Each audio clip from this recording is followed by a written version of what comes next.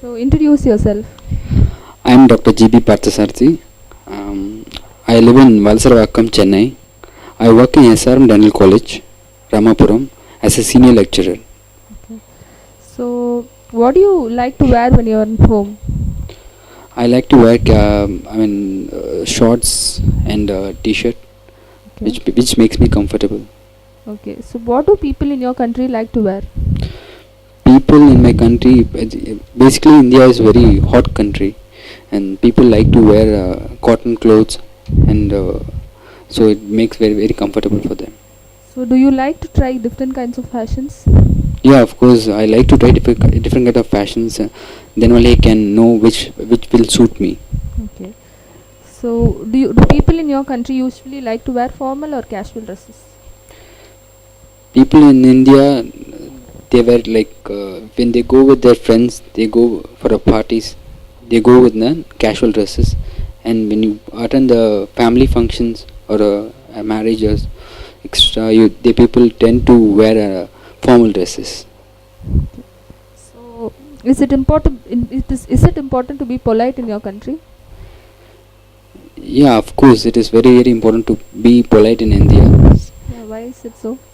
since it's good for the society and it's good for the self state of mind, which makes you always calm, and we can spread love through the speaking polite, and that's good. So how do children learn good manners? Children learn good manners from the neighboring adults, and the parents. So it's when the any kind of act which is done by the parent or the neighboring adults, that becomes an example for the children. So we have to keep that in mind and act. So who do you think is usually more polite, the older or the younger one? The older is more polite than the younger ones, since they have more experience than the younger ones. They tend to know the pain of the other person, that makes them understand to be more polite and calm in the situations. So do you think more people are more polite at their family or with the people they don't know?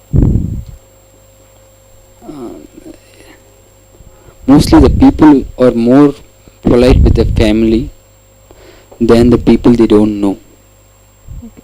So it's good in a way. Okay. Should be polite more with the family than the people we don't know.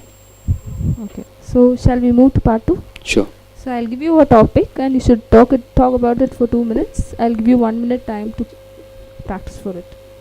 So you should talk about a decision you made, and you should talk about what it was, when you made it, and why it was difficult, and explain how it changed your life.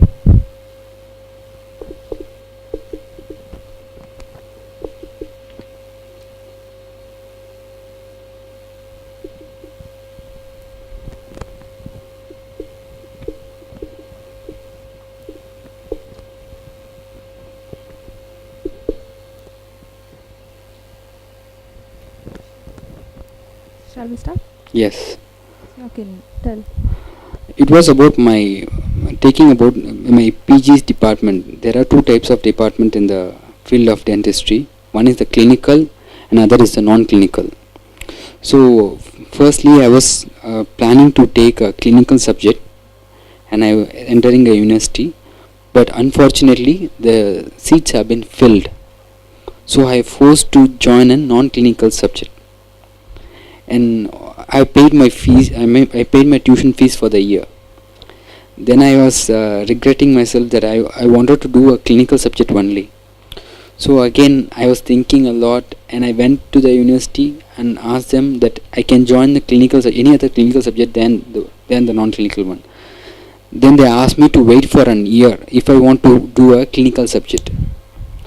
So it was a very tough decision for me. Either the first thing is that I have to wait for lose 1 year, as well as I have already paid my fees and it's with them. So then I took this decision for my lifetime, which I was liking to read as a clinical subject. So I waited for an year to join the clinical subject, and then I got into the clinical department.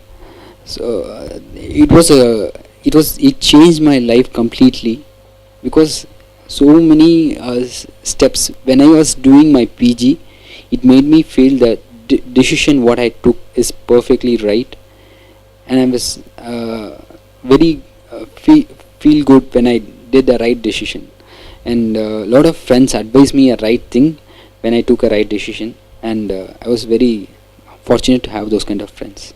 So what university did you practice for? I went. I basically read in Savita University. It's in Pundamalli, and the department I read is periodontics. It's about the gingiva gums. So which non-clinical subject was you forced to take upon? The non-clinical subject was the oral pathology. It's more of detecting the cancer through the microscope. Okay. What are some decisions that most people need to make these days? Come again? What are some decisions that most people need to make these days? Decisions make people these days. People are tend to decide in a fast manner without any constant thinking. The first thing, we should not take a decision of the others and apply in our life, or we should not take an others life and try to put in our life. We have to think for ourselves and make our own decision. So that's my advice. So who do you think usually gives the best advice in your culture? According to me, I feel friends are giving more good advice than the parents and the relatives. So that makes you go in the right direction, because the parents and relatives think in a monotonous way that makes you to stick in the same place and same way as the previous generation did. So once you discuss with the friends, you can get new ideas that makes you explore new things in the world.